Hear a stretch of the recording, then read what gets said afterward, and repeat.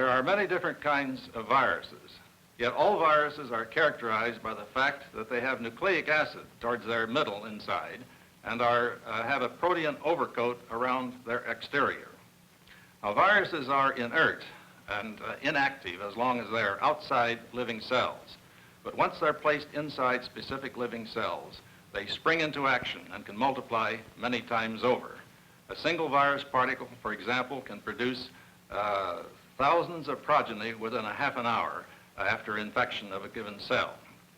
Now, there are three general classes of viruses: those that affect bacteria or germs, viruses that infect plants of various kinds, and viruses that affect animal cells.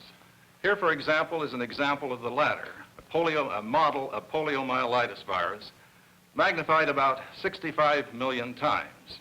It's the animal viruses and similar systems that we'll be talking about today. Now, if you take a crystal of poliomyelitis virus made up of many thousands of individual particles and look at it by means of the electron microscope, this is what you will see. Every one of those little round circles that you see there is a molecule of poliomyelitis virus. Now, poliomyelitis virus has been known for a long time because it seems to have caused disease in Egypt. Here, for example, is a hieroglyphic showing a man with a shriveled up leg, presumably due to the fact that he may have had poliomyelitis. Still more recently, viruses have caused still other diseases. A virus actually is responsible for the greatest outbreak of disease within the history of mankind. And I refer, of course, to the widespread outbreak of influenza in 1918. During that winter, 500 million people had influenza, and of these, about 20 million died.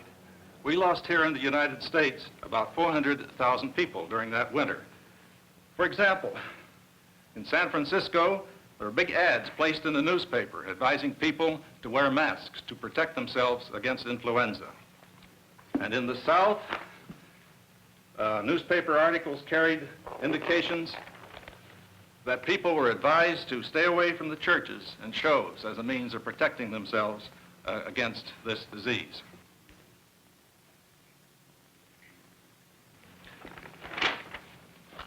Now, it's the diseases that are caused by viruses that are going to interest us today. We'll learn a bit about these virus diseases and about similar test systems. And for this, I'd like to introduce to you my colleague, Dr. Harry Rubin.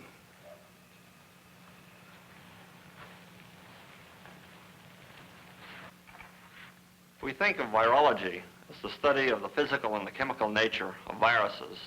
Then its origin is rather easy to date.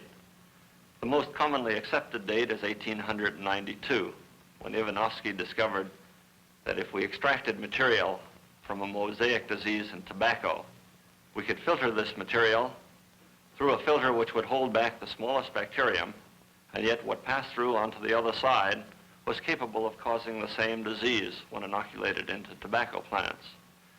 However, if we're more liberal and we consider in virology the study of virus diseases, then its history is far more venerable, dating way back before the Christian era. Perhaps the best studied and the best documented of all the virus diseases in history is the scourge of smallpox, chiefly because of its widespread nature and the severity of the disease.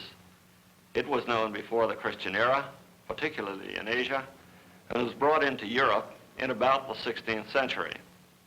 There it caused some widespread scourges.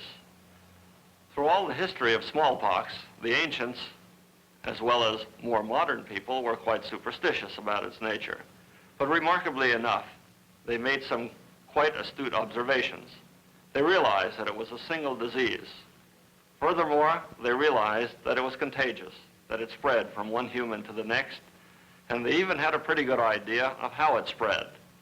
They were aware of the fact that the scabs, which were the lesions of smallpox, contained some kind of material which, when inoculated into a normal human being, caused the same kind of disease. And further, and perhaps even more remarkably, they realized that when a person recovered from smallpox, that he was immune, that he could not be infected again, and there were further epidemics of the disease. Now, some unsung ancient put two and two together, probably in China, and realized that if he took the material from the smallpox scabs and deliberately inoculated a human being, he could cause the disease. If this was done under the proper and optimal conditions, the individual would develop a relatively mild disease and would be immune to the more severe outbreaks of smallpox. The only unfortunate aspect of this practice, which became very common in China and in Turkey and later in England, was the fact that a large number of people died because it could not be very well controlled. However, this practice of inoculation, which was called variolation, was the logical predecessor to what became the most monumental discovery in the history of virus diseases, if we measure such discoveries by their importance to the survival of human beings. This was the discovery of the present-day technique of vaccination against smallpox. It was believed in the rural areas of England that if a person contracted a disease from cattle, which was known as cowpox, that this person, when he developed a mild disease himself, somewhat like smallpox, but much milder, was thereafter immune to the disease. In general, this belief was scoffed at by the men of science, but there was one, Dr. Edward Jenner, who did not scoff at it, who believed that it was true, and furthermore did some experiments.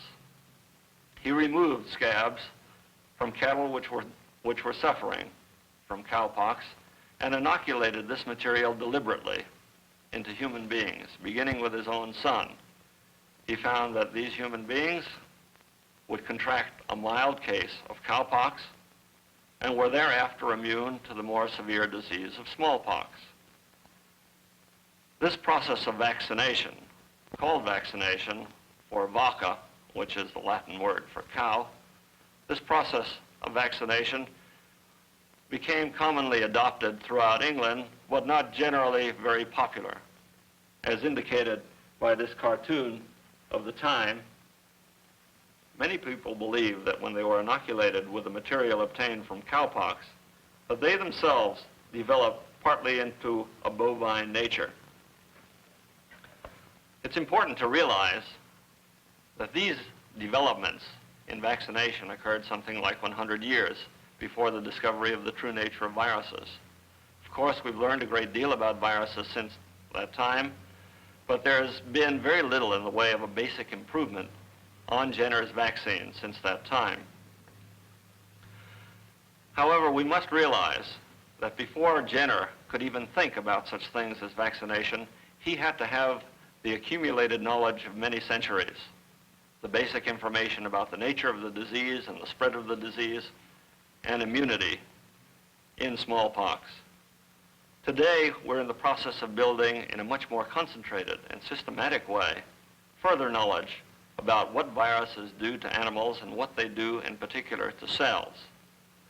The basic tool of the virologist who is interested in the interrelationships between viruses and cells, the basic tools are represented here on the table.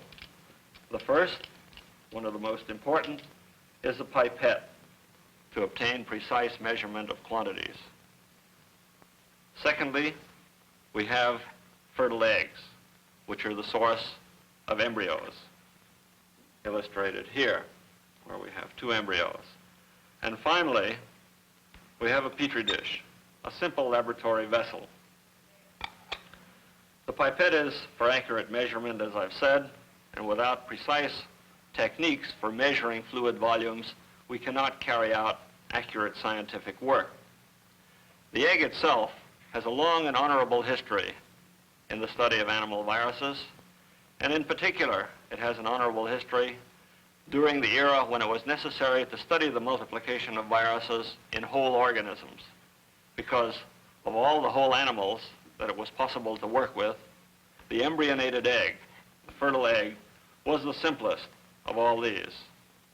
The petri dish symbolizes one of the important new developments in animal virology. Beginning about 10 years ago, techniques were found for removing embryos from the fertile egg, dispersing the cells, and placing them in tissue culture. This is done in the following manner. We simply crack open an embryo, remove some of the membranes,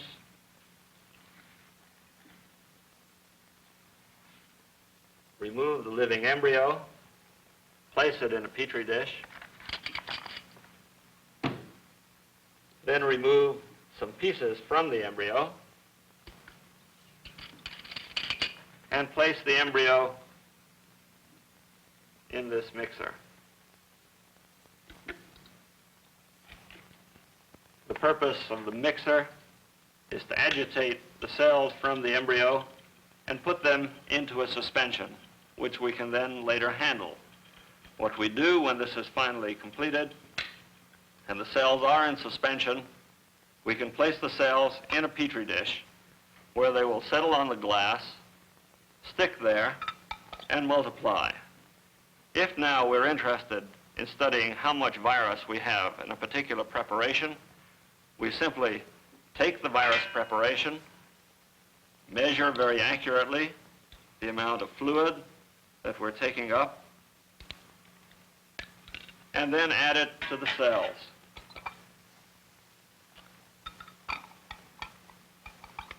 Within a period of several days, the virus multiplies in the cells and kills the cells, and by counting the areas of dead cells, we can determine how much virus we had to start with. Now, the developments in tissue culture have had importance for more reasons than one. The first and the most obvious is that it now becomes possible to study the multiplication of virus under conditions where we can continuously observe the infected cell from the moment the virus gets into the cell until it destroys the cell. Secondly, in addition to continuous observation, we can make very precise measurements of how much virus was present in a particular suspension at any given time. And finally, it's been possible to use cells from human beings for studying the virus, the multiplication myelitis. A particularly popular tool has been the HeLa cell, derived from a human cancer. And this supports very beautifully the growth of poliomyelitis virus. The events which follow after poliomyelitis virus is added to human cells in tissue culture are illustrated here. A single human cell growing in tissue culture. The black dot represents a single poliomyelitis virus particle which adsorbs to the cell and penetrates. For several hours thereafter, we see no change in the cell whatsoever, but there are changes in the virus particle. The first thing we do see is a change in the center of the cell, the nucleus, followed by virus multiplication in the cytoplasm, and a change in the shape of the cell. Finally, the cell bursts, releasing many virus particles, which can then reinfect the surrounding cells. This process of the penetration of the virus, the multiplication of the virus, and its release, followed by the death of the cell, is repeated over and over and over again, each cell releasing hundreds and even thousands of virus particles to infect the surrounding cells. And after this cycle has been repeated many times, we have an area in the tissue culture of dead cells. This area is what is known as a plaque, or an area of dead cells among a group of living cells. By simply counting the number of such areas of dead cells, we can determine how much virus we have put into our tissue culture, and we therefore have an accurate way of measuring the number of virus particles that have been present. And by studying the changes in the cells, the time of release of virus, we can get a good idea of how a single virus particle can get into a cell, multiply in that cell, and destroy the cell, and consequently destroy a group of cells. What does this mean, however, in terms of virus disease? here we've seen what a virus does to an individual cell or a group of cells. Can we project this picture into the human organism? In the following film, we'll illustrate the more complicated sets of events which occur when a virus particle and a group of virus particles infect a human being and multiply in tissues of various types and finally cause the typical disease of poliomyelitis. Here we see what happens when poliomyelitis virus infects a human being. Infection is thought to take place through the gastrointestinal tract, resulting in infection of cells which line the walls of the intestine. Probably these are lymphatic cells. The virus multiplies there and spreads through the lymphatic system into the lymph nodes. Very frequently the infection is stopped here, but occasionally the virus multiplies past these filters, the lymph nodes, and when it does, it gets into the bloodstream, where it's carried to all parts of the body.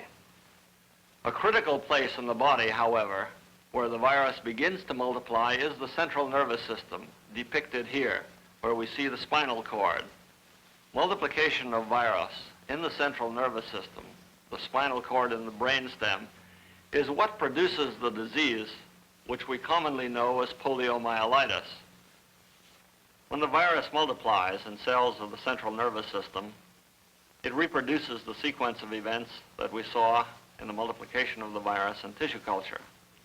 However, this time we're dealing with neurons, the essential cells of the central nervous system, the cells which control the movement of muscles, or in the case of the brainstem, the cells which control such important functions as breathing.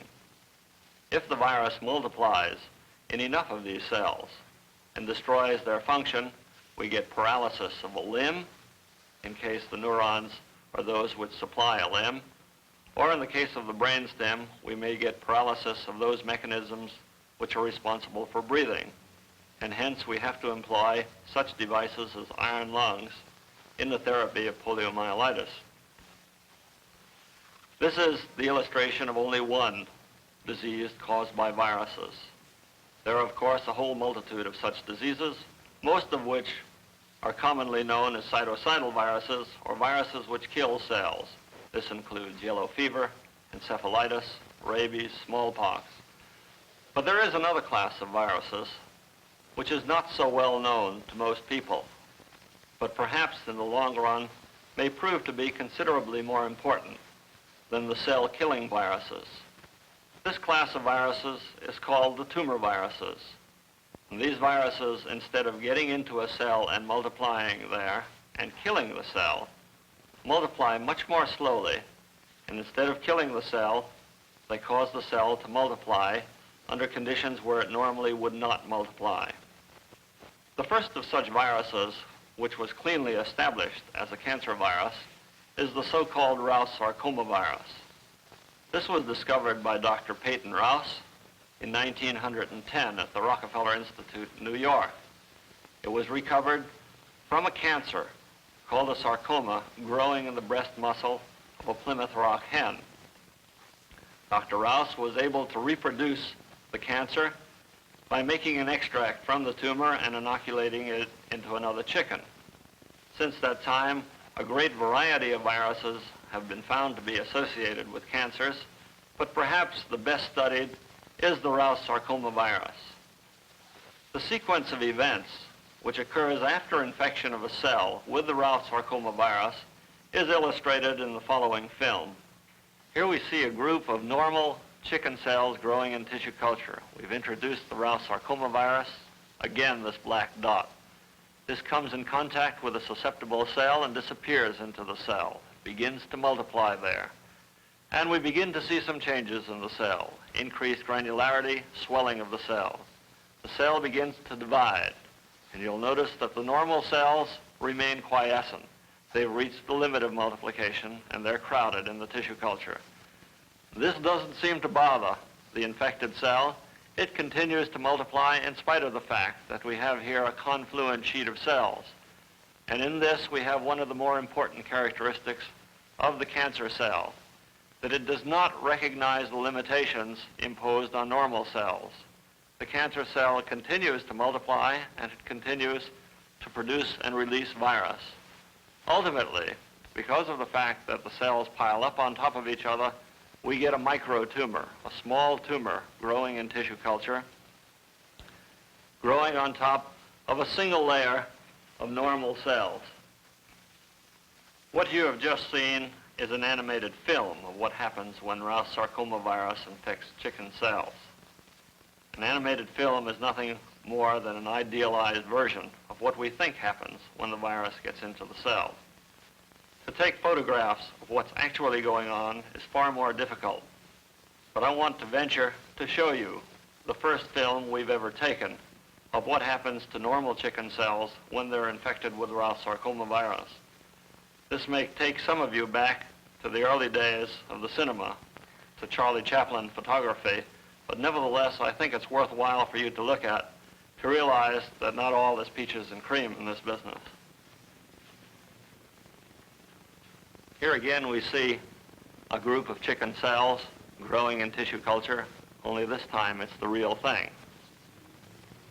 It's perhaps a little bit difficult to distinguish individual cells, but the square is directed on a group of cells which will become transformed, which will become altered by infection with Rouse sarcoma virus.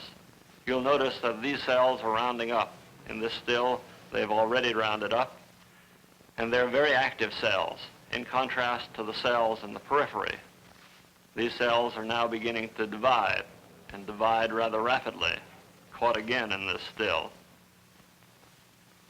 In the meantime, the normal cells in the periphery remain relatively quiescent. There is some type of information which prevents them from multiplying. The Rouse sarcoma cells, the cells infected with Rouse sarcoma virus, continue to be very active and continue to multiply in this fashion.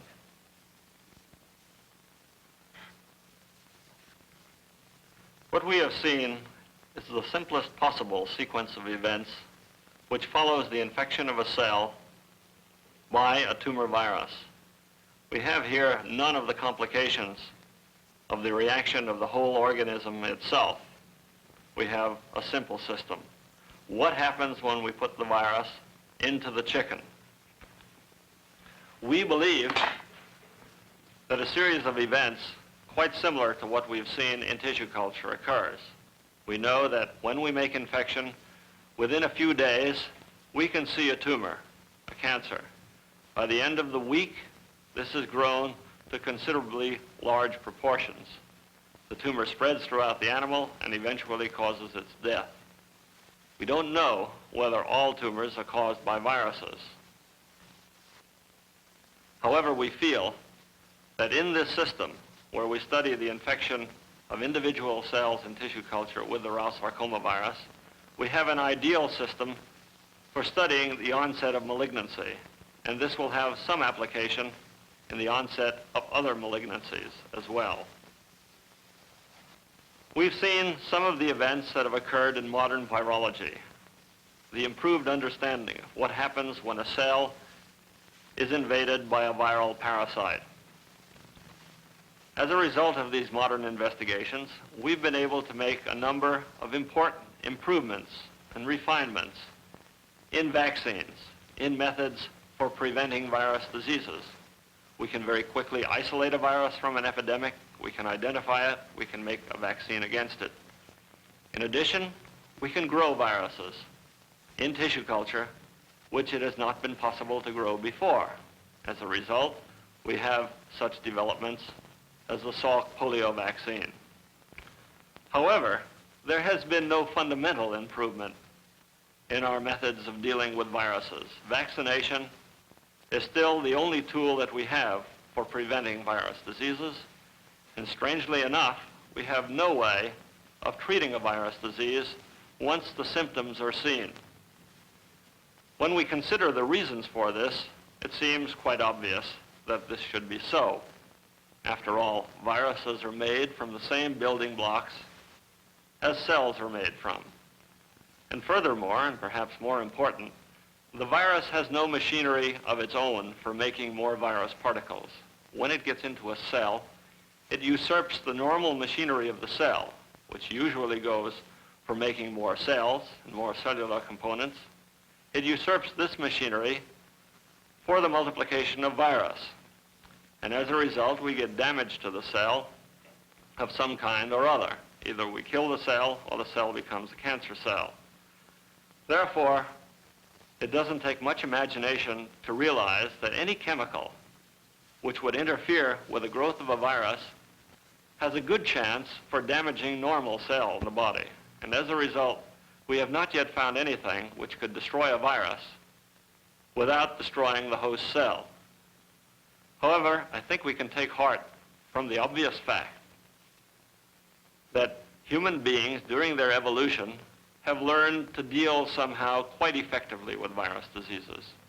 Almost everyone has recovered from a number of virus diseases. The body handles these diseases with a great deal of dispatch in most cases.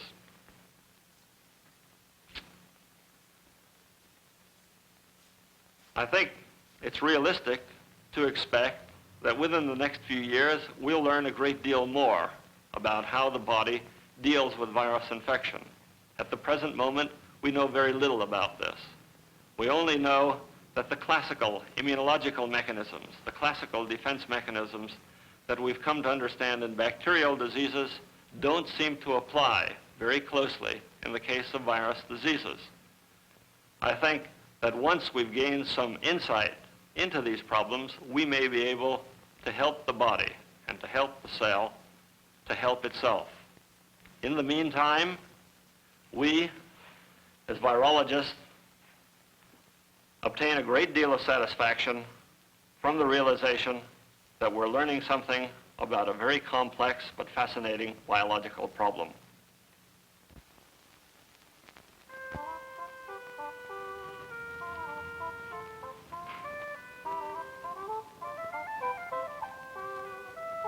Virus was produced for the National Educational Television and Radio Center by KQED San Francisco, in cooperation with the Virus Laboratory of the University of California at Berkeley.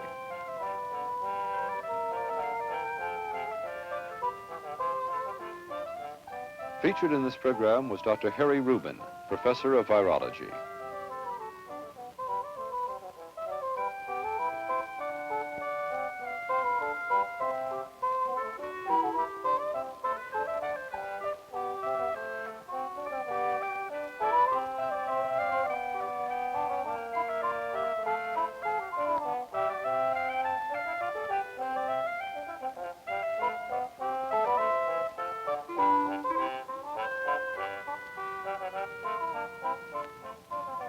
The series was made possible by a grant from the National Science Foundation.